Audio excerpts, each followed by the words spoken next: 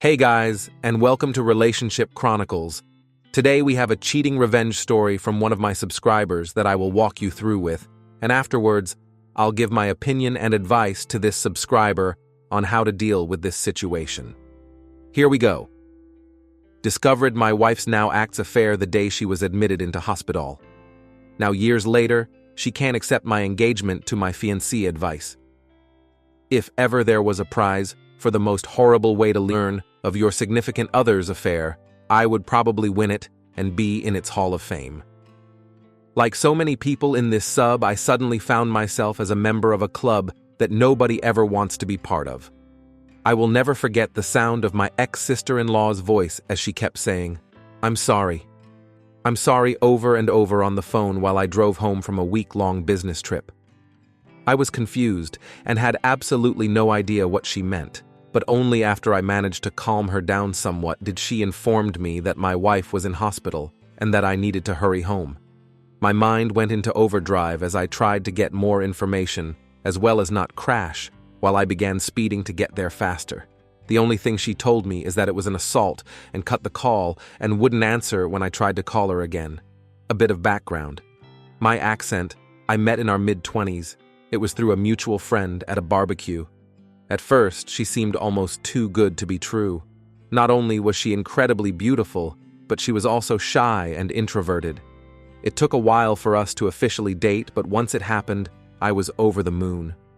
When we first tried to get intimate, she suddenly started crying. Should have taken this as a bad sign. I freaked out and thought it was something I did, but she apologized the next day and told me she was triggered. As it turns out, 2 years before meeting me, she was in a long-term relationship, and a guy that was abusive, both emotionally, physically, as well as mentally. He would degrade her during their moments of intimacy, then apologize afterward. She had a flashback, but reassured me it had nothing to do with me. So we took things slower. She was still in therapy. It was tough, but because I loved her, I believe once we got over this, it would make our relationship stronger. And for a while, it honestly appeared that way. Fast forward another year, and we gotten engaged. First-time intimacy also happened during this stage. I was fortunate enough to be able to buy a house for us, courtesy of inheritance from my late uncle. Things were going great, and I have seriously suggested we plant a peach tree important for later on to signify new beginnings, and she was all for it. We were wedding not long after that, and quite frankly, it was absolutely amazing. Of course, we had our normal ups and downs like every married couple, but I considered us more lucky because she always made it a point to never go to bed upset with each other, and she would always point out gently if I did anything to upset her. Sometime later, life basically happened and I was promoted at my job. It meant more pay, but it also meant I would be traveling more for work conferences and business meetings. I noticed she had been getting down a lot more and wasn't being as intimate as before. She would keep her phone close to her and even stopped gently addressing things that upset her. I tried to talk to her about it, but she assured me that she was fine. And this was a phase she was going through and having no reason to not trust her. I let it go. She would sometimes go to her sister's place and spend the night telling me she just needed a bit of girl time with her sister. The day I got that fateful phone call was the day she was meant to be keeping her sister company again. I remember rushing into the hospital, barely breathing and frantically asking about my wife. One world's most understanding and patient police officer sat me down to explain what happened. He told me he was a friend of my cell, and he happened to respond to a domestic disturbance call. He arrived on the scene to find a couple fighting. The supposed boyfriend was on top of the female, punching her, and she was screaming, trying to scratch him. Before we continue, please like and subscribe if you enjoy the video. This didn't make any sense to me because, one, this had nothing to do with my wife, because we're married, and to literally everyone who knew my wife knew she wouldn't do that. He gave me a knowing look and placed his hand on my shoulder, then told me to be very calm because said girlfriend was actually my wife. If it weren't for the severity of the situation, I would have laughed in his face, but something in the way he said everything made me believe him. I then was ushered in by a nurse to see my wife and what greeted me. To this day, I still can hardly find the words to describe it. I just stood there for what seemed like an eternity. Then a doctor came in and explained her injuries to me. The jaw was slightly fractured, her left eye was completely swollen shut, and had massive bruising covering half of her face as well as 3 broken ribs. Then the doctor dropped another bomb and told me she was pregnant. I still couldn't understand how this happened, that I caught sight of her sister. She had first tried to avoid me, but at the persuasion of her police officer friend, she told her what she knew. It turns out my wife's ex had gotten in contact with her 5 months ago. He was doing this redemption pyramid step thing where he would apologize to people he is wronged in order to clear his karma. Anyone else BS meter going crazy right now. They began talking more than he convinced her to meet up for coffee and show her he was a changed man. Obviously, old feelings resurfaced, coupled with the fact that he appeared changed. Now it soon developed into an emotional affair. My wife approached her sister for advice, who told her to take things slow and just get it out of her system if she needed to, which then led to a physical affair 3 months later. Down she actually told my wife that she should at least make peace with her ex in whatever form it may be, and even offered to cover for my wife once in a while. My soul was in tears at this point and kept apologizing to me, saying that she didn't know about the abuse as my wife never told anyone other than me and her therapist at the time about it. I was numb. I just couldn't feel anything and was absolutely dumbfounded by my wife's actions. When my wife finally woke up, I was there and she burst into tears upon seeing me. I spent the following months in zombie flight mode. There was individual counseling for her as well as marriage counseling for us at the strong urging of her family and counseling. She was surprisingly forthcoming about how it happened and how she absolutely hated herself for causing me pain. She mentioned how, at one point on her way home from his play, she actually fantasized about driving into the river because she smelt like him and didn't want a sinner corrupt me. However, that made sense. She said she had tried to end it but was too weak, and only after learning that she was pregnant that it actually woke her up and made her realize that any further contact with this man was toxic to not only her but the unborn child as well. Hence when to end things in person for good when he snapped on her. She became a shell of herself and developed a phobia for any other males but me. One point, she couldn't even use the bathroom at night unless I was holding her hand. Sad, right? After the baby was born, son, by the way, we got a paternity test, and he was mine. But the more time I spent with her, the more I realized I didn't hate my wife. I actually loved her. I couldn't see the woman I married, but instead saw his leftovers. Each time I looked at her, I decided to leave because I was afraid I'd do something I'd regret and be exactly like her abusive ex. She begged me not to leave and even made the ridiculous offer of giving me a hall pass as well as slapping her if I wanted to. I knew at this point I had to get out. She was actually very generous. During the divorce, she moved back into her parents and signed a very well thought out co-parenting plan issued by the courts. Moving forward 3 years later, and I meet my now fiancé by chance. I was in a bookstore with a buddy of mine and we were discussing Egyptian mythology when this beautiful woman approached me to correct me on my pronunciations of the Egyptian gods and cities. Needless to say, immensely impressed by not only her understanding, but also by the fact that she is Egyptian herself. We exchanged numbers which eventually lead us to dating. When I finally proposed to her, it was actually in front of the preached tree I had planted years ago. I got down on one knee, but before I got my answer, she ran into the house, then came out with a ring as well. Turns out, she was actually planning on proposing herself because she was madly in love with me, and she just didn't want any other woman to have me. My son and all his sweet childlike innocence told his mother what happened because he was present when it happened.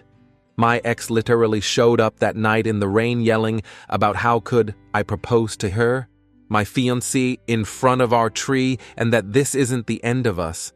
I am completely exhausted at this point. I cannot go and see because she is the mother of my child, but she is basically harassing me and my fiancé. How do I convince her to move on, to get over her fear of men not forced me to get a restraining order? Sorry, it was long, but I am really desperate. Edit wanted to ask a question to the insightful women of Reddit. Something that still bugs me to this day is the fact that she even made time for her ex, who took pleasure in destroying her, only for her to suffer a much worse fate. Is it normal for the abuser to want the attention of the abuser, even if she might hate him? Something my ex said once. Edit to forget to add this in the original post when my fiancé presented me with a ring which she was going to use to propose to me. She had an engraving on the inner band, which states to my Pharaoh. Damn, I love this woman discovered my wife's now ex-affair the day she was admitted into hospital. Now years later, she can accept my engagement to my fiancé. Update. Shout out to Mama 2020-45 update. Why didn't expect this type of response? Thank you all so much for your support and kind words, both for me, my fiancé, and my ex. It's sad that my situation with my accent, her abusive past, isn't as uncommon as I thought. Reading some of your similar cases really makes one almost lose hope, but glad to see some people have recovered from them. Now for what has happened since my first post. First off, a big thank you to us, her mama, 2020. 45. For your simple yet amazing advice, saved us a lot of trouble. Now, under what has happened so far. Since my last post, my son's birthday was coming up, and he told us he wanted to have a camp night for it. Now I must explain, the boy absolutely loves the outdoors. Everything from camping to hiking to even playing in rivers are his favorite, and obviously due to the ongoing situation, we cannot go to our usual spots, so I offered my backyard for it. Another request he had was from my ex to sleep over as well. He wanted to imitate a scene from one of his kid adventure shows where both parents are sitting on either of the child and all three are roasting marshmallows on the campfire. Now, I had absolutely no intention of denying my son's birthday wishes, but at the same time, I couldn't have my ex sleep in the same tent as me and my son. That would be far too disrespectful to my fiancé. Even though she said she understood, it was clear she wasn't okay with it. My ex seemed to take advantage of this and kept saying how much she was looking forward to spending the night with her two men, and even went as far as to buy a whole lot of camping equipment that would put Bear Grylls to shame. She was certainly trying to rub it in my fiancé's face and wasn't graceful about it either. I had to tell her to stop a couple of times, but she only relented when I threatened to invite her sister. Ever since our divorce, my ex has had a burning hatred for her sister. She may acknowledges her role in the destruction of our marriage, but blames her sister for encouraging the affair and not safeguarding from her making choices that would ruin hers. But more importantly, according to her, our life together, it's gotten so bad that she refuses to let her sister spend any significant amount of time with our son, which at one point caused my ex-L to have severe depression. My ex-L has been trying for years to reconcile with her sister, but it just seems to get worse. As time goes on, a Redditor Mama 2024-5 offered me a simple and effective solution. She suggested I go out and purchase a multi-room tent, that way my fiancé could be included. I wasted no time and immediately went out to get one. Of course, my ex wasn't too happy about that, but was glad to be under the same roof as me. During the birthday celebration, my son was on cloud 9. He ran around the yard and pretended he was a great explorer, discovering a new land. When evening came, I made the fire, and my ex provided the marshmallows. He excitedly sat between us and started roasting his marshmallow alongside us. What I didn't expect was after we were done taking pictures and making s'mores, he handed my fiancée a stick and a marshmallow as well and sat next to her to make his seconds more. It's honestly a mystery how something this pure and perfect could come out of the absolute mess. That was the relationship between me and my ex. My ex asked for a bit of my time, to which I obliged. We stepped into the kitchen and she apologized for her behavior on the day that I proposed, but not for her actions. Following that, she told me she still sees me as her husband in her mind, so the thought of me giving my heart to another terrified her. She said she never wanted to cause me pain and would give anything to go back in time and undo her mistakes. She mentioned how happy she was when the paternity test showed that I was the father because she thought it was a new beginning for us and that he was proof our love. I thanked her for the courage to share all this, but told her I was happy with where I was in life and with whom I was with, but hoped she would find someone to make her happy as well. She said she meant what she told on the day we divorced and will wait for me. I left the kitchen feeling exhausted because none of what I was trying to say got through to her. We decided to call it a night, where me and my fiancé slept in one room of the tent, and my ex with my son, and another all in all a good birthday for my son, but not so good night for me. That's things so far, and promise to update if anything major happens. Let's move on to my thoughts and advice for the person that is dealing with this problem. In the whirlwind of pain and betrayal, discovering my wife's affair was a gut-wrenching journey. Years later, as I find solace in a new engagement, the scars linger. The depth of her betrayal, concealed under the guise of redemption, shattered our bond. Now, my ex-wife's lingering attachment threatens the peace I've rebuilt.